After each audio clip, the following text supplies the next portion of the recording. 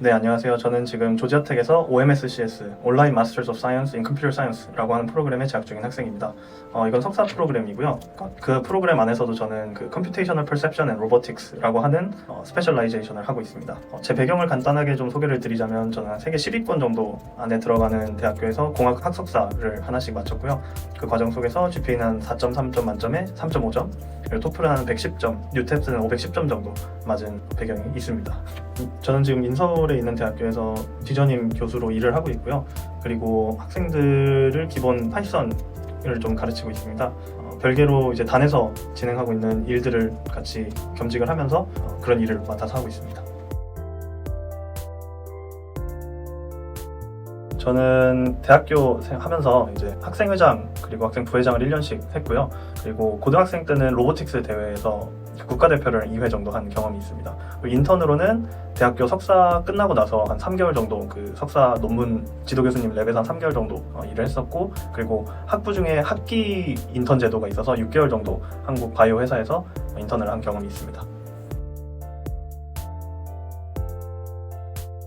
이제 제가 첫 번째 석사를 했을 때 그거는 이제 좀 기계공학 쪽 관련된 학과에서 그 안에서도 또 이제 좀 생명공학에 관련된 석사 논문을 썼었습니다. 인턴도 그 좀 바이오 쪽의 회사에서 이 일을 했다고 말씀을 드렸는데 그런 일을 하게 되면서 제가 특별히 그 안에서도 뼈 관련된 연구를 진행을 했었는데요. 이제 뼈 CT 이미지 그리고 엑스레이 이미지 같은 것을 임플란트에 어떻게 좀 효율적으로 적용을 할 수 있을까에 대한 연구를 진행하면서 이미지 처리가 좀 중요하다는 것을 알게 됐어요. 저는 그 당시까지만 해도 개발 쪽이나 코딩을 할 줄 몰랐기 때문에 좀 이거를 할 줄 알아야 되겠다는 필요성을 절실히 느끼게 되었습니다.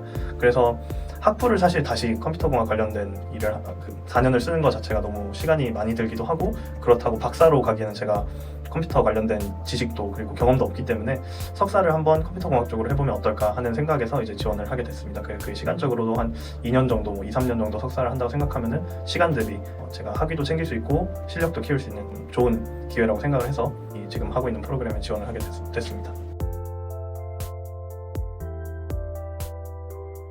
사실 저는 꼭 해외에 좀 중점적으로 찾아본 건 아니고요. 그때 제가 진학을 하게 된 시기가 코로나랑 좀 맞물리게 되어서 여러 가지 해외에 있는 대학교들이 비대면으로 석사 학위를 오퍼하는 그런 상황이 좀 돼서 굳이 해외에 가지 않더라도 해외 학위를 또 하나 더 딸 수 있다는 생각에 비대면으로 석사를 해주는 곳을 좀 중점적으로 찾아보게 되었습니다. 그래서 그 중에 이제 스탠포드도 있었고 조지아텍도 있었고 그런 좀 상황적인 이유 때문에 해외 중점적인 것을 찾아봤다기보다는 제 상황에 좀 더 맞는 그런 대학원을 우선적으로 찾아보게 된 것 같습니다. 그래서 이런 비대면 석사 학위들의 좀 공통점은 연구 중점 석사 학위가 아니라 과제 베이스로 학위가 운영이 되기 때문에 그런 부분에서 좀 더 제가 적합하다고 생각을 해서 지원을 하게 되었습니다. 온라인으로 학위를 딴다고 해서 특별히 그 온사이트에서 하는 석사 학위와 다른 학위가 나오는 건 아니고 동등한 그런 학위가 나오게 되고요. 또 조금 특별했던 게 이제 제가 카투사로 복무를 하게 되면서 이제 군대 생활을 하면서 석사를 할 수 있다는 점이 좀 더 큰 메리트로 다가왔던 것 같아요.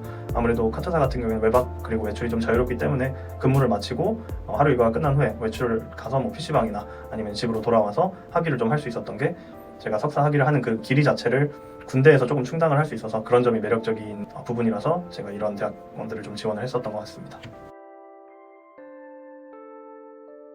네, 저는 이제 연구실 그 대학교 석사학위 마무리하고 그 동일한 지도 교수님 밑에서 한 3개월 정도 더 인턴을 하게 되었는데요. 그 석사학위를 교수님이 굉장히 마음에 들어 해주셔서 먼저 사실 제의를 해주셨어요. 한 3개월 정도 더 프로젝트 더 진행을 해보면 어떻겠냐라고 해서 따로 컨택은 드리지 않았고 오히려 좀 오퍼를 해주시는 거여서 감사하게 그 3개월 동안 연구를 진행을 했고요.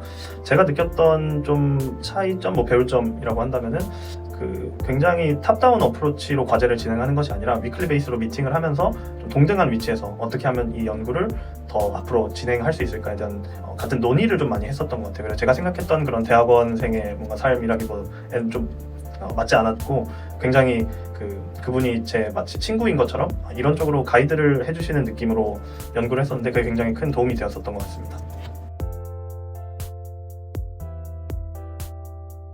영어 성적은 영어권 대학이 아니라면은 조금 중요한 것 같습니다. 특히나 A티어에 있는 대학원에 진학을 한다고 한다면 당연히 좋은 영어 성적이 이제 뭐 그걸로 붙는 것은 아니지만 그게 결격 사유가 될 수 있기 때문에 좋은 영어 성적은 필요한 것 같고요.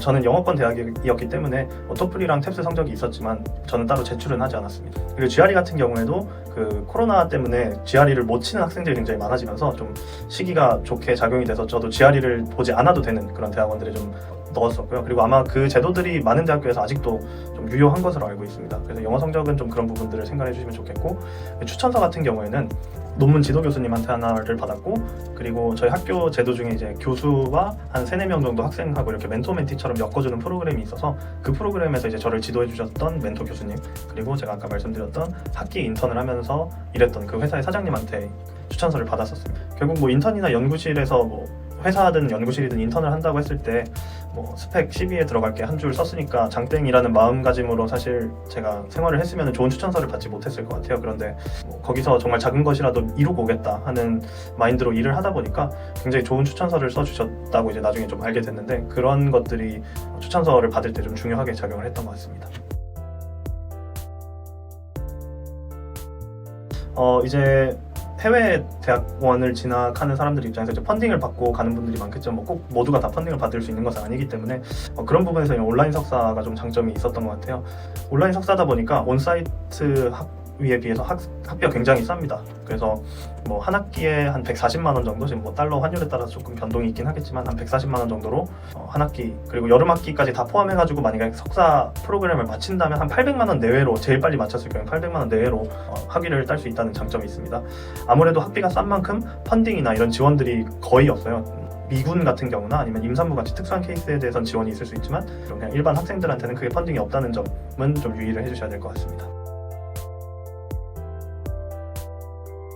대학원생이라고 하면 사실 한국에서는 좀 굉장히 안 좋은 프레임을 가지고 있는데, 이제 현실적으로 생각을 해봤을 때 요즘 학사 학위를 가지고 있는 사람은 너무도 많고, 그리고 이제는 학사 학위가 없으면 이상할 정도로 지금 학위의 상향 평준화가 많이 되어 있다고 생각을 해요.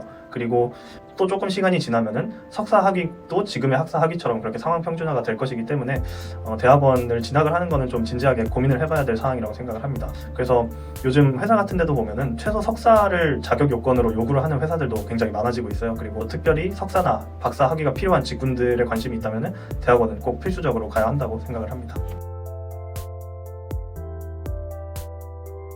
저는 이제 향후 계획 같은 경우는 지금 하고 있는 석사를 마치고 나서 조금 더 이제 컴퓨터 관련 분야로, 특히 로봇 쪽에 좀 관심이 있어서 그쪽 대학원 박사학위 그리고 포닥까지 할 생각이 있습니다. 그리고 포닥까지 끝내고 나서 뭐 정출연이나 아니면 대기업 랩에서 좀 산업 경력을 쌓고 이제 교수를 하는 것을 목표로 지금 일을 하고 있는데요. 그런데 정부 지원 보조금 R&D 계열의 이제 정부 보조 지원금이 좀 줄어든다는 얘기가 있어서 교수 같은 경우에 사실 조금 조심스럽긴 한데 우선은 지금 제 향후 계획을 이렇게 가지고 있습니다. 저는 지금 비전임 교원으로 일을 하고 있기 때문에 아무래도 전임 교원 그 채용 프로세스랑은 좀 다를 수도 있다는 점을 좀 유의해 주시고요.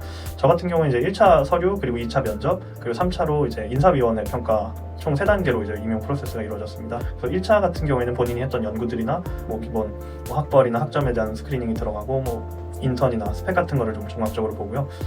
면접 단계에서는 이제 당연히 1차에 썼던 것들에 대한 뭐 확인 사실 부분들을 좀 검증을 하고, 그리고 지원 동기나 좀 이런 기본적인 지를 좀 받았었던 것 같습니다. 그리고 인사위원회에서는 이제 법적으로 문제가 있었거나 뭐 범죄 기록이 있거나 이런 것들을 확인을 하고, 그리고 경력들이 정말 진실된 것인지에 대한 연구와 경력 부분에서 이것이 사실인지 좀 판단하는 그런 총 3단계의 프로세스로 이루어졌습니다. 이제 자기소개를 가장 처음 여쭤봤었고요. 그래서 어떤 사람인지 뭘 했는지에 대한 설명을 좀 부탁을 드렸었고, 그리고 왜 지원을 했는지, 또 세 번째로는 제가 다른 지원자들하고의 차별점이 어떤 것이 있는지를 좀 물어봤었습니다. 그리고 네 번째, 다섯 번째 질문 같은 경우는 좀 저한테 특화된 질문들이었는데요. 뭐 예를 들어서 지금 학위를 하고 있는데 일을 하면서 두 가지를 좀 밸런스를 할 수 있겠냐라고 질문을 주셔서, 오히려 이제 저 같은 경우에는 지금 배우고 있는 것들이 굉장히 최신 기술들을 담고 있는 과정이기 때문에 이런 것들을 배워서 지금 지원한 학교에 더 전파하는데 이런 학위가 용이하게 작용을 할 수 있을 것 같다라고 답변을 드렸었고요. 그런 좀 기본적인 질문들을 많이 묻고, 그리고 좀 개인적으로 특화된 질문들을 그 자리에서 이제 면접 당일 전에 질문하시는 분들께서 좀 출제 문제들을 이미 좀 개인 특화에 대해서 만들어 놓으셨던 것 같습니다. 경쟁률은 15대 1 하고 20대 1 정도 사이였던 것으로 기억을 하고요.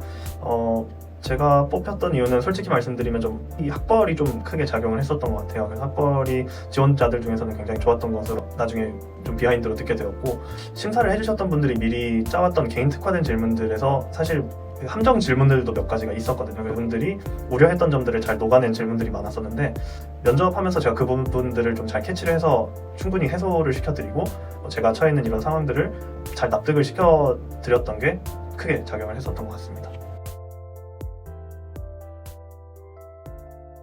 이거는 사실 좀 직군마다 다르니까 과나 분야마다 좀 다르긴 하겠지만, 제가 이제 컴퓨터 쪽 개발 쪽 일을 하고 있다 보니까 주변에서 임용하는 그런 조건들을 보면 예전에는 연구만 잘 하면은 됐지만 요즘은 회사 경력들도 연구 경력 못지않게 까다롭게 좀 보시는 것 같더라고요. 정부 자체에서 산학 경력이 있는 교수들을 우대하는 정책들이 조금씩 나오고 있는 것으로 보아 회사 경력들도 좀 생각을 하시면서 교수 임용에 준비를 하시면 도움이 되지 않을까 싶습니다. 네, 이제 가방끈이라는 앱 안에서 사실 저 말고도 굉장히 도움을 많이 주실 수 있는 분들이 많이 있다고 알고 있습니다. 그래서 앱스토어에서 다운을 받으시고 그리고 좀 거기서 교류를 하시면서 좋은 정보들 얻어가시면 좋겠고요. 마지막으로 이 영상 좋아요 그리고 가방끈 유튜브 구독까지 좀 부탁드리겠습니다. 감사합니다.